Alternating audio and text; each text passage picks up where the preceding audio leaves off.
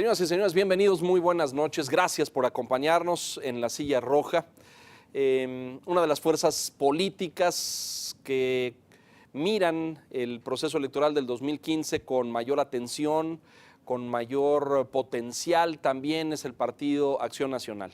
En los meses recientes hemos visto un partido en recomposición, con un intenso debate interno respecto a posturas y caminos a seguir.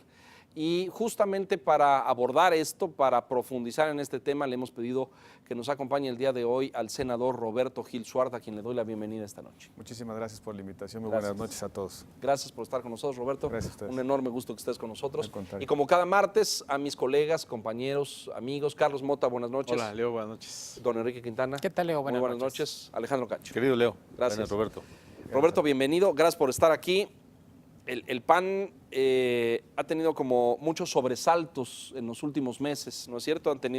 Tuvieron un proceso de elección interna, competido, aguerrido, diría yo, con confrontaciones fuertes. El triunfo de una postura, luego una extrañísima renuncia del dirigente para una licencia y de ahí para acá hemos visto como estos altibajos en términos de qué es el PAN y hacia dónde quiere. Y cuando platicamos con los panistas nos dicen es que hace falta una refundación, hace falta ver hacia adentro y recuperar nuestras raíces y nuestros principios. ¿Qué está pasando ahí adentro?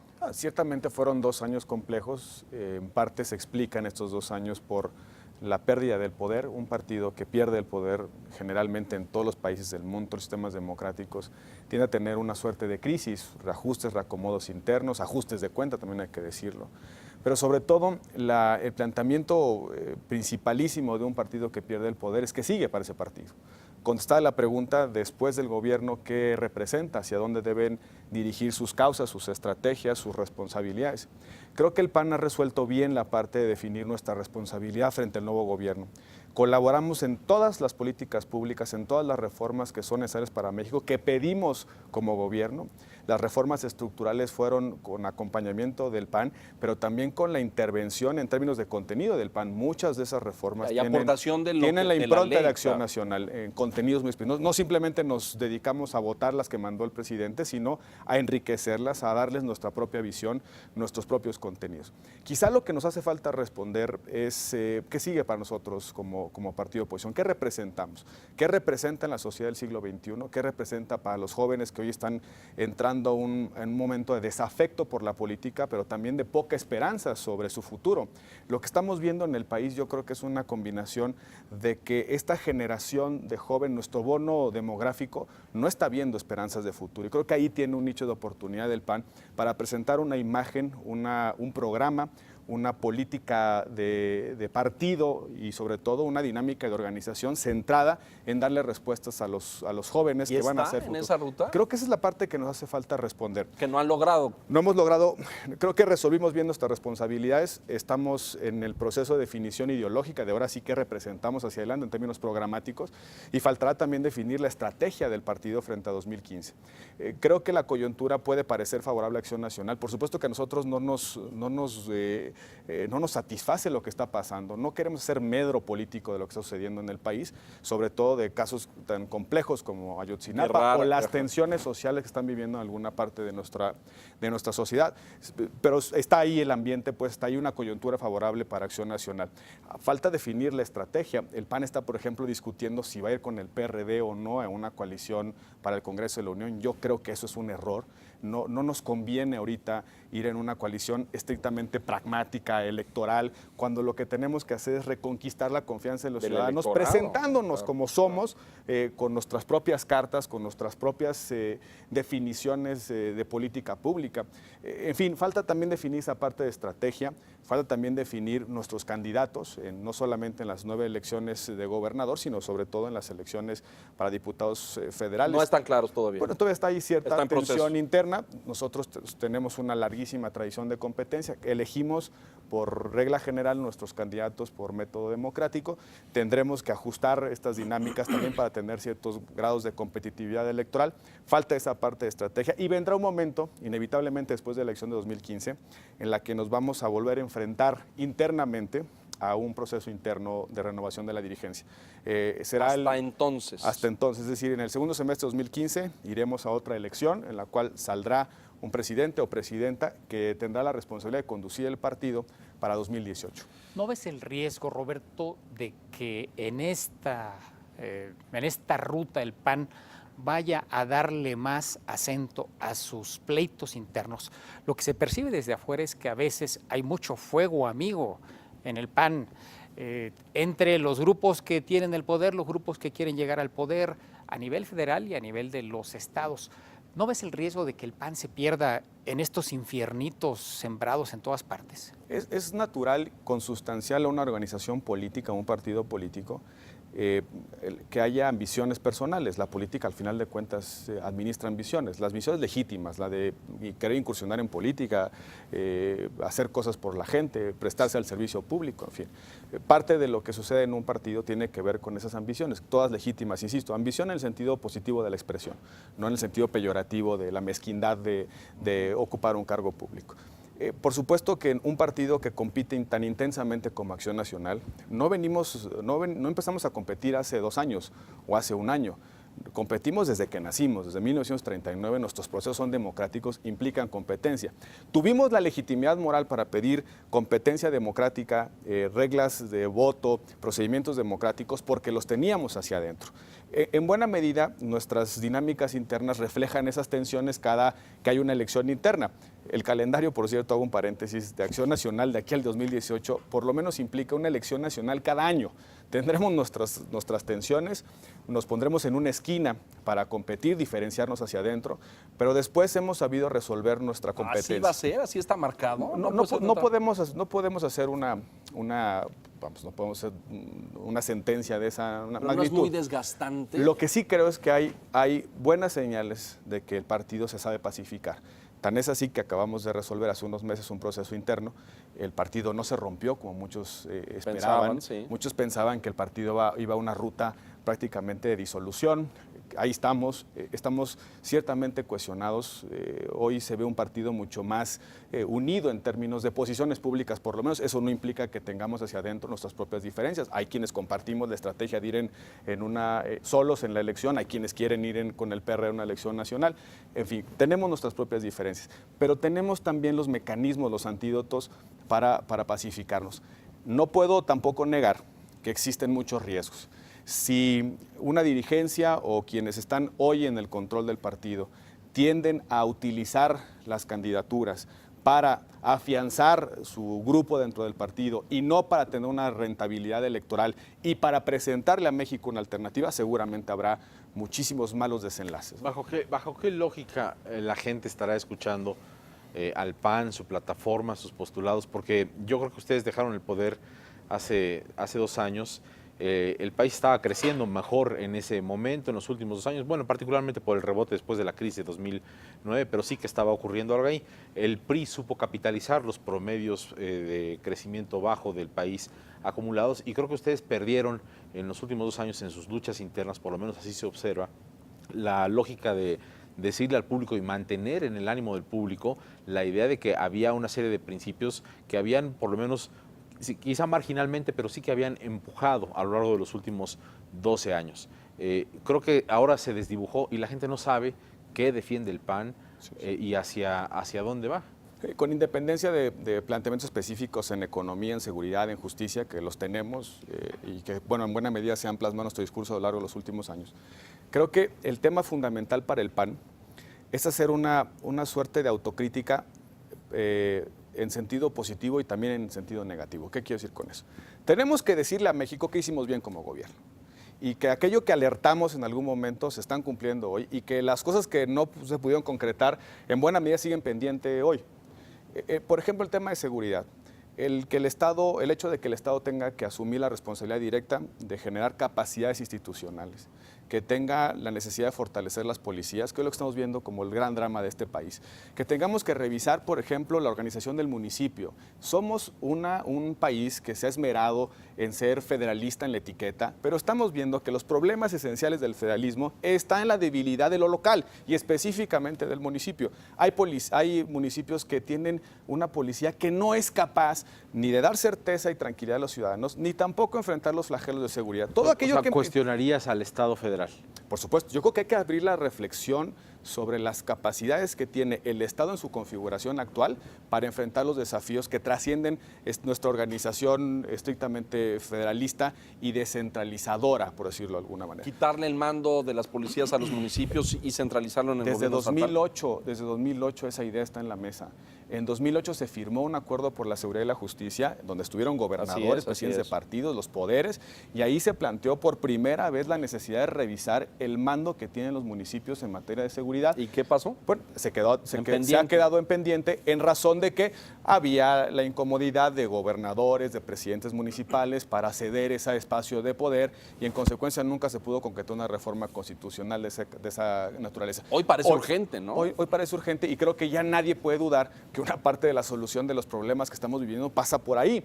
Ayotzinapa, el caso de Iguala, no hubiese sucedido si hubiésemos tenido otro tipo de arreglo de competencia y de responsabilidades. Los municipios de nuestro país, 1.200 municipios, no tienen más de 20 policías, 1.200 municipios. Prácticamente un poco más de un tercio de los municipios en el país no tiene las capacidades institucionales para poder responder al principal deber que tiene todo gobierno, que es otorgar seguridad a sus ciudadanos. Déjame contarte algo que escuchamos en este programa, Roberto. Vino un líder político y dijo, perdimos el rumbo, perdimos el foco, fuimos o hemos sido víctimas de las ambiciones independientes y de grupo, queremos o quisimos ganar elecciones a como diera lugar, olvidándonos de nuestra esencia. Cuauhtémoc Cárdenas, hablando del PRD.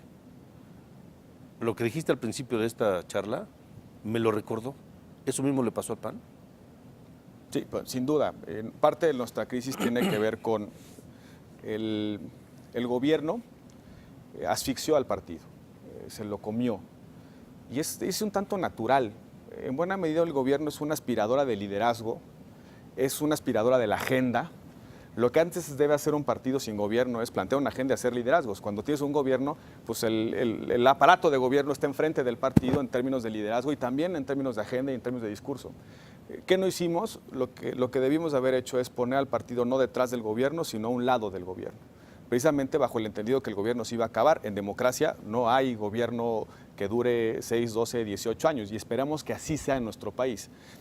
Ya aprendimos la lección, espero. Y lo que tenemos que hacer ahora es prepararnos para ser otra vez gobierno, porque la misión de Acción Nacional, la razón de existencia de Acción Nacional no es ser oposición, sino competir por el gobierno, llegar al gobierno, hacer lo mejor que se puedan las cosas, con base en esos principios, en ese programa, formar liderazgos no solamente para echar discursos en el Congreso o en la plaza pública, sino para llegar y sentarse a un escritorio y tomar decisiones de política pública con También fortaleza que le salía técnica. a hacer oposición, hay que decirlo, Oye, porque y oposición la le gente, salía muy bien. No, pero ese es el problema de fondo. Yo ahí veo un gran problema para el partido. Que la gente nos diga, qué buena oposición es el PAN.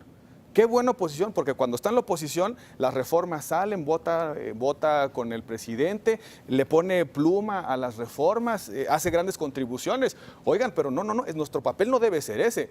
Debemos nosotros aspirar a que la gente diga, los ciudadanos digan, qué buen gobierno es Acción Nacional, con independencia de lo bien que lo hagas como oposición. Pero no lo logramos, ¿verdad, ¿Qué no se Roberto? supone? Yo creo que no hemos En hecho... México no se logró que la ciudadanía o el electorado panista dijera eso de Sí, su sin partido. duda. Y parte de eso, de esa consecuencia, tiene que ver con que el PAN dejó de hacer la defensa de sus propios gobiernos.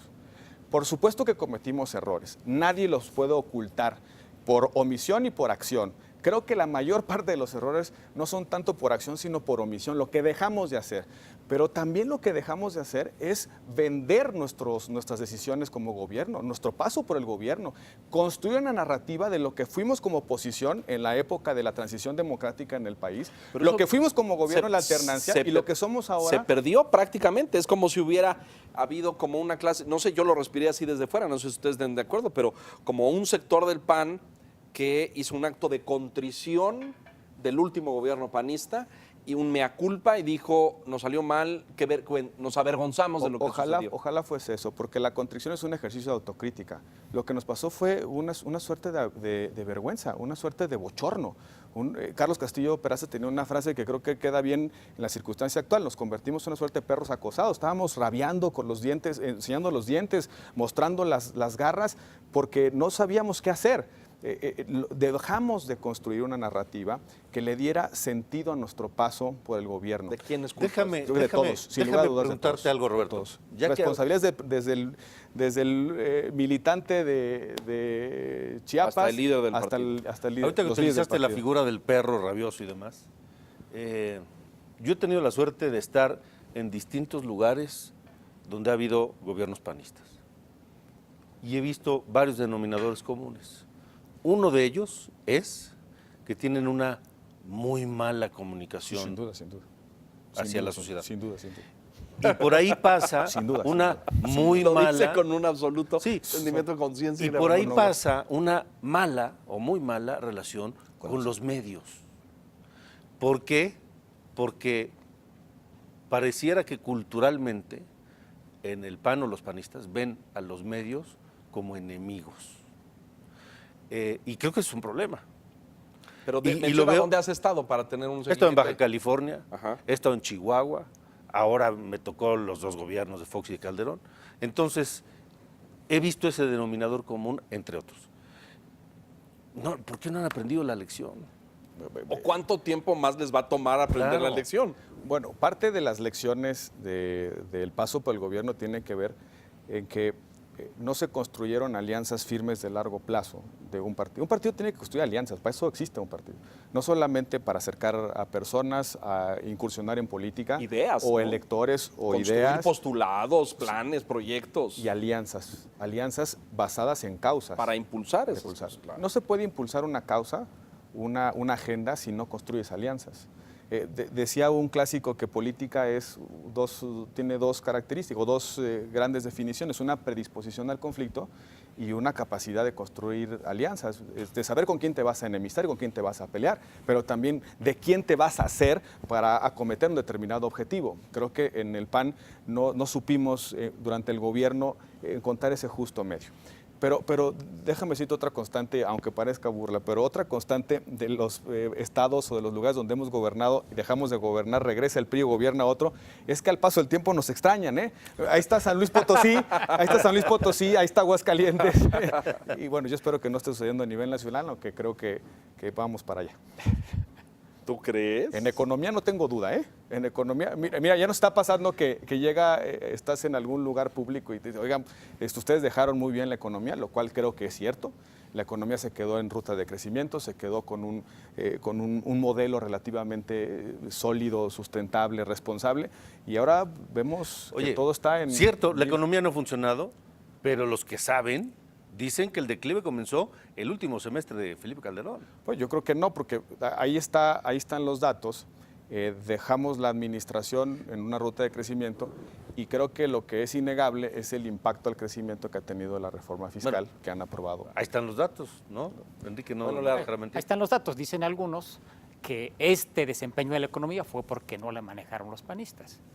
Que no la manejaron los profesionales. Pero bueno, creo que sería tema de, de discusión. Duro, duro ese argumento. Pero también es un atributo en política elegir a tus colaboradores. Sí, Claro, bueno. totalmente. ¿A Bueno, quién los le encomiendas secretarios- una responsabilidad y una Claro, cartera como totalmente, esa? claro. Un atributo de los gobiernos del PAN fue haber construido Y también tuvimos Tengo dudas de eso, secretario, Cordero. Oye, un secretario panista. Cordero. A los- Por cierto que Cordero, es Cordero. Oye, a sí. Fox no le funcionaron muy bien los headhunters, ¿eh? No. Pero pues, tuvo un buen gabinete, Oye, bueno, tengo con dudas. algunas excepciones. No, sí hay excepciones. Con Sí, algunas sí hay excepciones. excepciones. Vamos a hacer una pausa y vamos a regresar en un momento más en esta conversación con Roberto Gil para hablar del momento que vive México, del Senado y de lo que va a enfrentar Guerrero muy próximamente. Regresamos.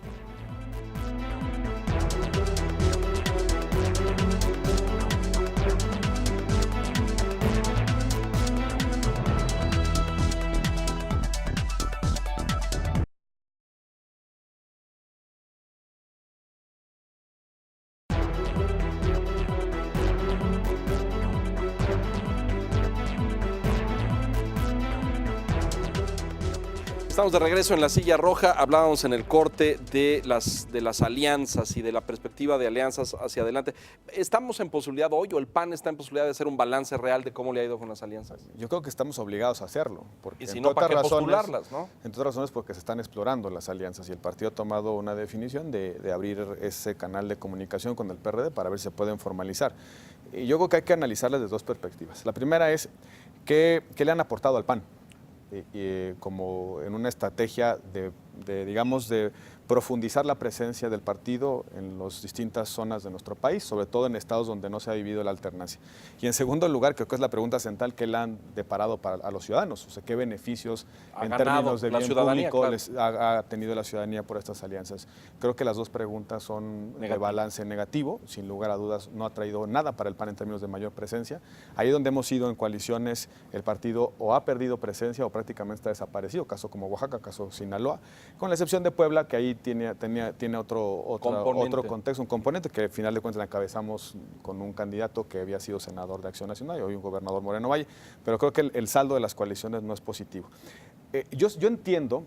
¿Hay gente que piensa como tú dentro del PAN? Sí, sin duda. Y Muchos. Muchos creemos que debemos ir ahora a una elección en solitario, que pueda haber decisiones locales muy respetables, incluso coyunturalmente razonables, pero ir a la elección de Congreso con una alianza con el PRD me parece que es absolutamente contraproducente en el mediano plazo. Hasta ese nivel La se está pregunta considerando. es, ¿con qué programa vamos a ir? El PRD votó con el PRI la reforma fiscal. Nosotros correcto. queremos el voto de los electores, queremos el voto de los ciudadanos para plantear en el Congreso una contrarreforma fiscal. En campaña, en coalición con el PRD, ¿qué vamos a decir? ¿Sí a la reforma fiscal o no a la reforma fiscal? Fuimos con el gobierno en la reforma energética y de alguna manera nos enfrentamos, democrática y parlamentariamente hablando, ¿Al con PRD? el PRD. ¿Qué vamos a ir a decir ahora en la coalición? ¿Queremos o no queremos la reforma energética? ¿Estamos satisfechos con esa ruta de país? Creo que son definiciones que no se pueden soslayar. Capitales. Al contrario, debemos irle a decir a los ciudadanos, nosotros votamos la reforma educativa, la laboral, la energética, la de telecomunicaciones por estas razones y votamos en contra de la fiscal por estas otras razones. En consecuencia, queremos tu voto, tu confianza para profundizar la ruta de modernización del país y evitar las malas Pero ideas. esa es tu lógica, pero no sé si es la de todos en el PAN, porque hacia afuera lo que la gente dice es, son iguales. Sí. Y lo único que quieren es el poder por el poder, cueste lo que cueste.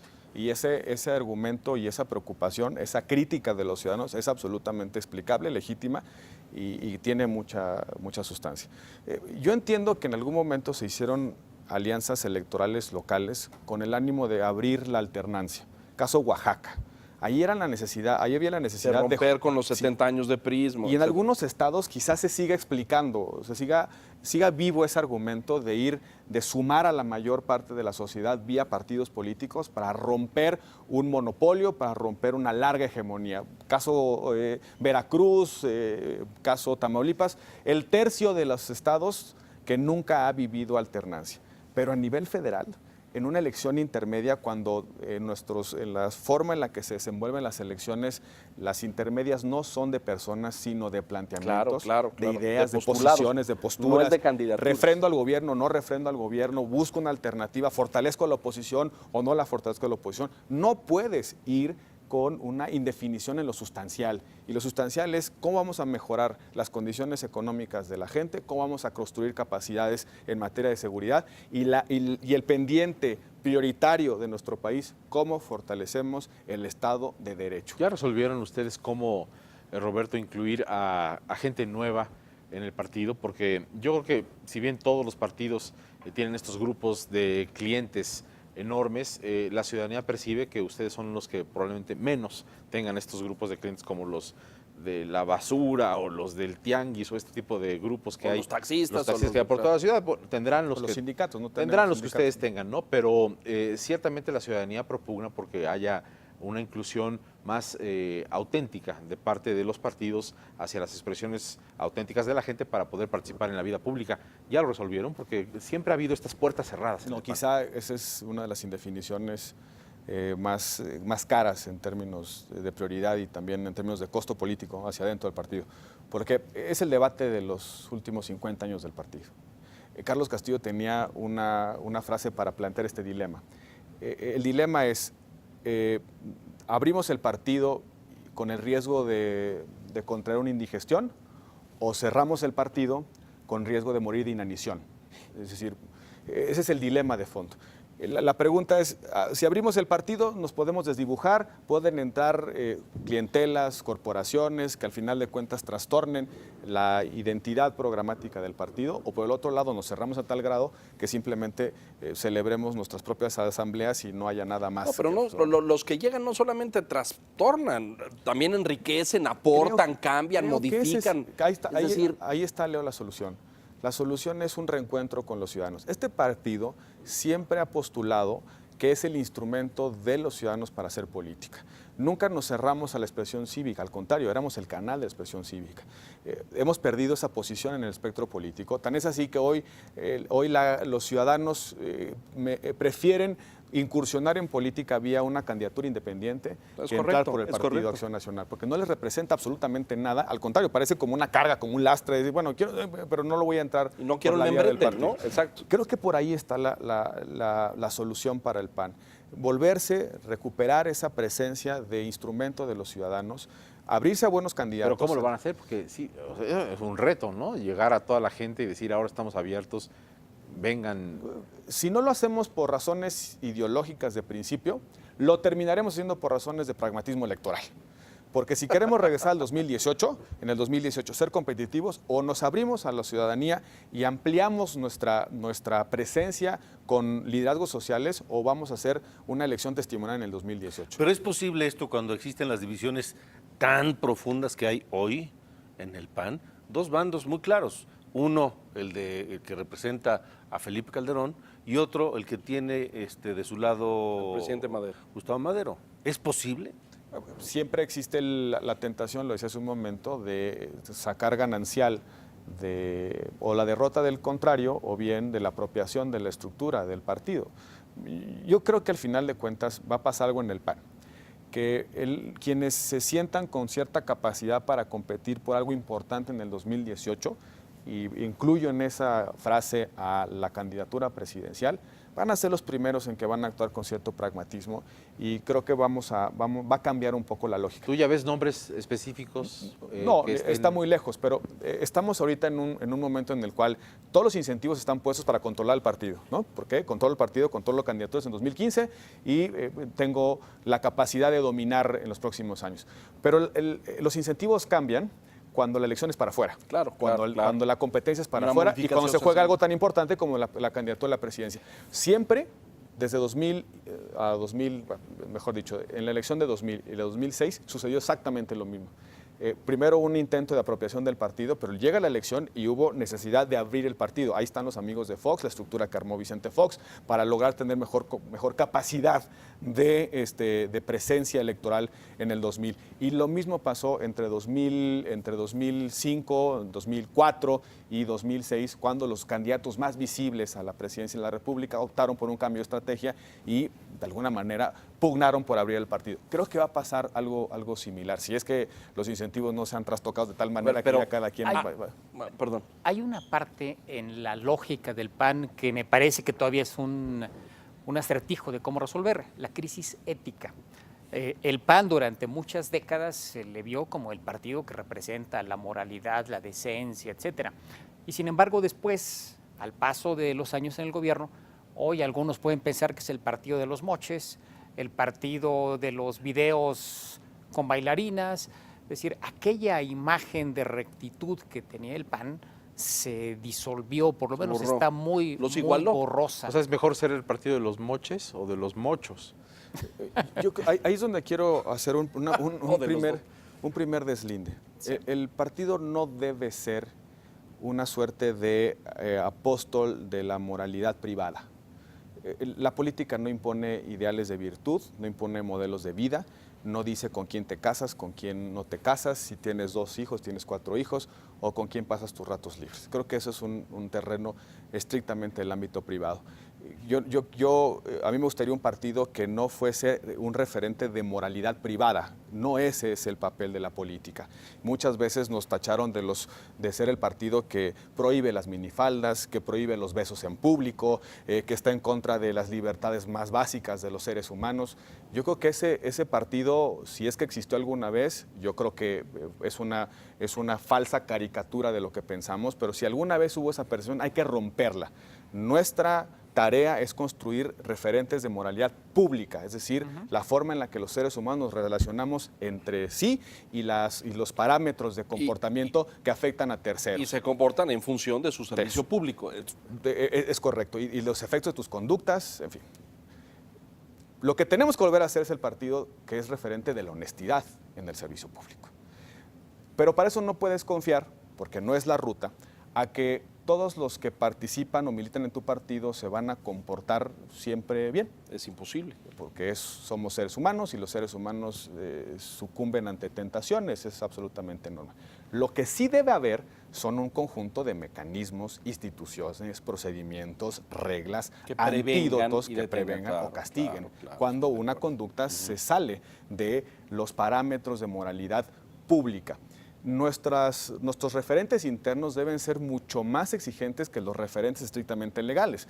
¿Qué pasa hoy en el partido? Si no me lo prohíbe la ley, yo lo puedo hacer. Es decir, yo puedo comprar votos en una interna pues porque no me lo prohíbe la ley. A lo mejor el partido tendrá algunas definiciones, pero a mí no me lo prohíbe la ley. En consecuencia, los cánones de comportamiento hacia dentro del partido son los estándares de la ley. Al contrario, un partido político que aspira a ser serio en términos de honestidad tiene que hacer muchos más altos y elevados sus estándares de honestidad hacia adentro.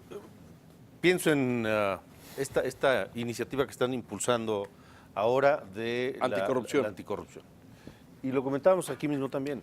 ¿No hubiera sido excelente para el PAN y para impulsar esta iniciativa que lo están haciendo con mucho trabajo, énfasis, con mucho sí. esfuerzo, con énfasis?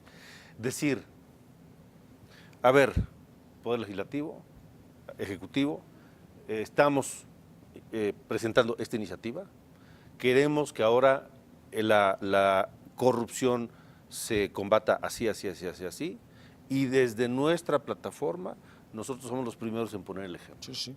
A ver, en nuestro partido, en nuestras filas, Nos encontramos con ha esto. habido esto, y aquí está, y se los presentamos, y somos los primeros en poner el ejemplo y que se investiguen. ¿No faltó eso? Por supuesto, y creo que lo que ha faltado es contestar a la crítica de, bueno, te está bien poner los bueyes en la yunta de tu compadre, ¿no? Pues ¿Y qué vas a sí, hacer hacia pues sí, adentro? claro. Yo creo que eso está en la mesa, lo tenemos que hacer. Pero eso no quita que debamos insistir en que el claro. Estado mexicano requiere instrumentos Sin fuertes duda, para eso, ¿no? sin duda, pero hubieran dado un golpe de autoridad. Nosotros teníamos la tradición que cuando había una denuncia o algún indicio de que algún miembro de Acción Nacional había desviado de manera indebida su conducta, se construían comisiones que indagaban lo que había acontecido, las acusaciones. Había como un código Las comisiones de orden, de verdad, provocaban temor, del temor institucional, pues provocaban respeto, porque quien cruzaba la línea de la comisión de orden era ya de alguna manera un señalamiento de que tenías algo sobre cuestas. Esa tradición se ha perdido. ¿Qué pasó? Es pragmatismo electoral. Porque Ganar elecciones, ha imperado un argumento de que, a ver, mejor los trapitos que se laven en casa, Sí, porque porque si se El socializan... tapa todo. Claro, Todos o sea, nos tapamos. Yo sé que el de Junts está haciendo, pero El maestro si yo limpio. digo, luego no me va a ganar para que yo gane la elección. Entonces mejor O no le guardo demos silencio. argumentos a nuestros adversarios. O, Claro, claro. Si en nos- esta ruta y en esta reflexión, y me parece valioso el ejercicio de autocrítica, el PAN presionó al gobierno para no continuar con las investigaciones de oceanografía. No, de ninguna manera. Y me tocó a mí participar en la discusión interna sobre qué hacer con oceanografía. Cuando aparecen los primeros indicios, se estaba renegociando la reforma energética. Debo decir que es absolutamente falso que condicionáramos nuestros votos por el caso oceanografía. falso? Absolutamente falso. Se comentó muchísimo. Lo que nosotros dijimos, es, primero, acompañamos la comisión de investigación, que la presidiera un partido de oposición, incluso se planteó la posibilidad de que lo presidiera el PRD, al final el acuerdo fue otro. En segundo lugar, dijimos, no podemos ir a una reforma energética cuando hay un caso de esta naturaleza y no hemos pensado los antídotos para que no se vuelva a repetir. Ese Claro, era nuestro planteamiento. claro. Tenemos que llegar al fondo de la verdad en este caso para saber con claridad qué brechas tenemos que cerrar en la legislación. Ese fue nuestro planteamiento. Desafortunadamente, por razones de contexto, se piensa que es una suerte de intercambio. Hemos estado... El condicionamiento era otro, No, en otro sentido. el condicionante es, bueno, este caso nos puede ayudar a visibilizar problemas endémicos institucionales que una reforma energética debe cerrar, porque si no se cierran, en consecuencia puede provocarse que se agudicen y tengamos muchos más casos como oceanografía. Pero no llegamos al fondo de la verdad del caso. La comisión de vigilancia, la comisión investigadora todavía no concluye sus trabajos, pero yo creo que en caso de oceanografía hay hilos, filamentos mucho más complejos que lo que conocimos al principio. Totalmente Esta de acuerdo, idea claro. de que los panistas intercambiaron favores con los empresarios y se beneficiaron indebidamente, creo que es una partecita de todo el entramado. Hay un fraude que no se ha explicado en un banco, que por cierto no se dio en la administración anterior, se dio en esta administración. Hay una relación entre el banco y No una empresa. está ya en esta administración, pero es algo que viene sucediendo desde hace 4 o 5 años. El fraude supuesto fraude fue se dio en esta administración. Las facturas, la contratación Sí, las con de oceanografía Pemex viene de tiempo Banamex. atrás. El sistema de factoraje Viene viene de de tiempo tiempo atrás. El supuesto fraude es en esta administración. Es decir, cuando un banco empieza a autorizar una serie de dinero con un documento que no es el legal, se dan Y cuenta, que no se acabó de explicar. presentan una denuncia de fraude contra un funcionario del banco y resulta este tema. La inhabilitación original de la oceanografía ya se cayó. Estuvo No, pero Yáñez ya está guardado cuando aparentemente ya Sí. la había librado y ya se iba a su casa, ¿no? y el concurso mercantil Se prácticamente detuvo. está detenido. Está correcto. Bueno, ¿qué ha pasado en ese caso? Yo creo que es mucho más complejo Estoy que de la acuerdo, acusación estoy de inicial. acuerdo. Somos los primeros interesados en que oceanografía se clarifique, Y como por- cualquier otra imputación. Por cierto, Pero entonces hay que impulsarlo y está en ustedes están manos- en la posición de Está impulsarlo. en manos del gobierno y tan es así que queremos una reforma integral anticorrupción para que se planteen estos casos institucionalmente. Lo que no puede pasar en este país es que los casos de corrupción queden únicamente en Sello de las un anécdotas partido. de los periódicos. Eso es lo que no puede suceder. Es que así ha sido Tres toda la vida. tres filtraciones, todo el mundo las discute y después no pasó absolutamente nada. Buena parte de la impunidad que tenemos en la clase política se explica por eso. claro, por porque lo único supuesto. que interesa en un caso de corrupción es darle un golpe al adversario en 3 primeras planas Claro. y después ya no pasa nada. Lo arreglamos quién sabe cómo, pero ya no sucede, nadie termina pagando responsabilidades. Ese es el paso como país que tenemos que dar, que no se quede simplemente en el anecdotario de medios, sino en una responsabilidad institucional. Quisiera pensar que logremos eso, porque mientras no lo logremos vamos a seguir en esta factura y en esta cuota entre partidos donde todos formamos parte del aparato de encubrimiento. Y para eso se requieren instituciones, fiscalías fuertes, Secretaría de la Función Pública fuerte, Auditorio Superior de la Federación fuerte, órganos sancionatorios independientes. ¿Fiscalías independientes? Sí, sin duda. Este proyecto de la PGR independiente, la Fiscalía Ya es Federal- ley, Ya es. ya es ley porque la Fiscalía Anticorrupción la negociamos, propuesta del PAN, en la reforma política, tiene autonomía frente al procurador y frente al Poder Ejecutivo, se nombra en el Senado por mayoría calificada de 2/3, es inamovible, tiene un conjunto de garantías institucionales. ¿Para qué? Para que no quede la sospecha de ningún ciudadano de que la clase política está protegiendo entre sí. quién será el candidato para esa. Ya me imagino, me adelanto al debate, ¿no? Porque ahora saldrá de dónde. ¿Va a ser amarillo, o va a ser azul, o va a ser verde, o va a ser rojo? ¿O de dónde va a salir? Y ahí vendrá el debate toda la vida con los organismos ciudadanos. Necesitamos ¿no? un Elliot Ness. Sí, un Elliot Ness. Vamos a una... Alguien que tenga todos los incentivos para dar resultados. Podrías hacer la vocecita de la narración de Elliot Ness, pero volvemos en un segundo. Esto es La Silla Roja. Gracias.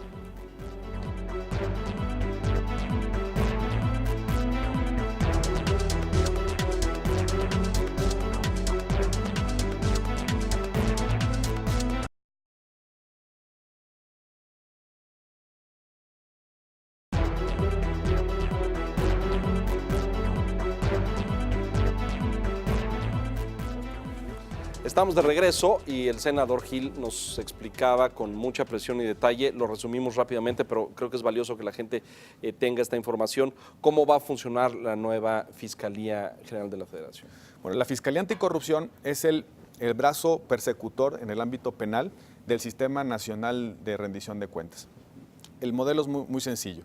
La Auditoría Superior de la Federación ejerce sus facultades de fiscalización, encuentra un hallazgo. Si encuentra un hallazgo que pueda derivar en responsabilidad penal, se la turna directamente al fiscal y el fiscal ejerce la acción penal ante un juez. En la lógica de los ya no pasa por ninguna otra instancia, ya no va la función pública, ya no va la Secretaría de la Función Pública como antes, ya no pasa por los jefes, ya no pasa va el procurador, por los mecanismos de mediación política que tiene actualmente el sistema. Directamente se va al ámbito judicial. Con la lógica de los juicios orales, cualquier ciudadano, porque van a ser públicos, abiertos, cualquier ciudadano va a poder ver el proceso de un servidor público que está ahí acusado. Paradito, va a poder ver cómo responde a sus acusaciones. La visibilidad de los casos de corrupción va a ayudar a generar un efecto pedagógico de que si alguien viola la ley va a pagar las consecuencias. Y va a ser visto y exhibido. Hoy se detiene a un servidor público que viola la ley y su proceso se lleva prácticamente en una oficina, por escrito, tomos y tomos y tomos, nadie sabe en qué paró, cómo se defendió, qué pruebas presentó, y al cabo de 5 años pues resulta que salió con un amparo. El modelo de justicia penal que estamos construyendo es un modelo que le va a dar visibilidad a los casos, porque uno de los instrumentos que tiene el juicio oral, el procedimiento penal acusatorio, en el que se presentan o se enfrentan dos adversarios en un debate, acusado y acusador, es que permite una pedagogía social. Permite que se visibilicen esos casos. Si no hay la condena social ante el personaje que ha violado la ley, vamos a cambiar esto jamás. Los resortes culturales cambian. Roberto, está muy bien que se cree la fiscalía y que sea ágil y que actúe directo ante el juez y no pase por ninguna otra instancia, etcétera. Pero entonces se va a topar con los tiempos del Poder Judicial. Y que ahí se atora la cosa. Exactamente. Entonces ahí ya entra el sueño de los justos, más todo lo que sabemos que ocurre entre los jueces y magistrados, secretarios y los jueces y los secretarios de juzgado y etcétera, ¿no? Acabamos en el Congreso de aprobar hace unos meses el nuevo Código Nacional de Procedimientos Penales, que ya aterriza este modelo de justicia penal. En la estimación que hemos hecho, porque lo sometimos a una suerte de simulador, lo probamos con casos reales, están videograbados, los pueden ver en internet, estamos calculando que un juicio penal se va a llevar como máximo 18 meses. Es 1 año y medio. Pero no 18 meses en lo oscurito, como sucede hoy. No 18 meses en la barandilla de un juzgado. 18 meses frente al juez, en una audiencia de juicio, con abogados, con acusadores. Y con medios de comunicación y los ciudadanos que vayan. Vamos a ver. Esa es la gran diferencia. Estamos en la recta final, Roberto, y quisiera preguntarte cosas muy puntuales y que podemos revisar aquí. ¿Gustavo Madero va a seguir al frente del PAN? No sé qué decisión va a tomar. Tomó la decisión de separarse para pedir una licencia para buscar una candidatura. Tendrá que tomar la decisión si regresa después de obtenida la candidatura plurinominal a la Diputación Federal. ¿Por qué se reelige como presidente y luego pide una licencia? No lo sé, y quizá él tampoco lo ha explicado. O sea, tú te sumas al número de ciudadanos que no entiende esa cosa. Yo públicamente lo dije también en el partido. No entiendo por qué separarse en un momento crucial para el partido. Por supuesto que existen relevos institucionales, Ricardo Anaya está en el relevo del partido, pero después de un proceso electoral como el que vivimos... No es esta cosa de si gano, no regreso, y si pierdo, pues ahí tengo mi chamba asegurada. Pues no va a competir contra nadie porque es una decisión del Comité Nacional. Exacto. Solamente está dándole la vuelta a una inhabilitación. Por regla, quien está en ejercicio de una responsabilidad de dirigencia no puede no puede participar en un proceso de selección de candidatos. ¿Qué le conviene al PAN? Le conviene una dirigencia estable, una dirigencia de tiempo completo, una dirigencia que no venga y vaya, una dirigencia que esté... O sea, no Madero, Independientemente del caso de la Madero, persona, pues. lo que le Que alguien vaya y venga y eso no le Lo que conviene le al conviene al partido es que tengamos serenidad, estabilidad. Cada vez se habla más, hablando del PAN, de Margarita Zavala. Y de hecho hay focos que han puesto desde que le empiezan a poner piedritas en el camino a Margarita. ¿Cuál es tu opinión a este respecto? No son versiones, me constan. O sea, no son cuestiones de... O sea, tú lo me corroboras, lo Me confirmas. constan por completo. La última en Mérida, con absoluto descuido, insensibilidad, pero además te puedo decir que incluso groserías, ¿no? Inmerecido en un partido que se distinguía por cierta camaradería entre compañeros. Se entiende bien que la vean como una adversaria en la Cámara de Diputados o hacia el futuro y en consecuencia le quieran minar el camino. Yo creo que eso es una mala forma de hacer política. Lo que necesita el PAN es liderazgo, hombre, no excluirlos. Ojalá pudieran estar todos los liderazgos del partido enfrente, buscando la confianza de los ciudadanos, socializando nuestras ideas en las tribunas, en las plazas públicas, en las universidades, en las organizaciones patronales, empresariales, en fin. Lo que necesita el partido es volcarse con todo su liderazgo, esté donde esté, porque la tarea que viene de convencer es de tal tamaño que necesitamos todos nuestros activos. Margarita es un activo del partido, no lo es por haber sido primera dama, por haber sido esposa del presidente, tiene una carrera en el partido. Y mucho más anterior de ser esposa del presidente. Una muy buena imagen. Veo cierta contradicción en esto que estás diciendo. Hace un rato cuando te hablaba o te preguntaba del enfrentamiento entre el grupo de Felipe Calderón y el grupo de Gustavo Madero, decías, el pragmatismo político lo puede todo, ¿no? Y estás diciendo que Margarita Zavala, y coincido contigo, es un activo del PAN.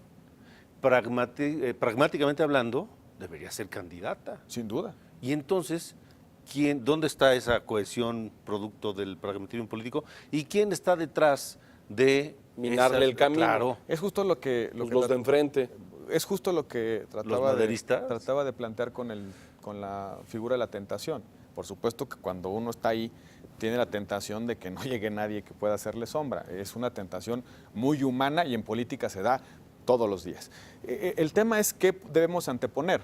La lógica de grupos, el interés de un proyecto de corto plazo o la recuperación del partido hacia adelante. Por supuesto que Margarita es un activo para el partido en el 2015, sin lugar a dudas, por su imagen, por su trayectoria, por sus capacidades, incluso por lo que representa como mujer en las circunstancias actuales. No debiéramos sacrificar ninguno de los liderazgos. Creo que la definición de qué es lo que sigue para cada liderazgo del partido no se toma ahorita. Esa llegará después y hay que verlo con calma. Tú trabajaste muy cerca de Felipe Calderón, muy cerca, fuiste su brazo derecho, su gente de confianza, manejaste su oficina, en fin, muchas cosas. Yo supongo que lo aprecias, lo respetas, lo conoces, etcétera, etcétera.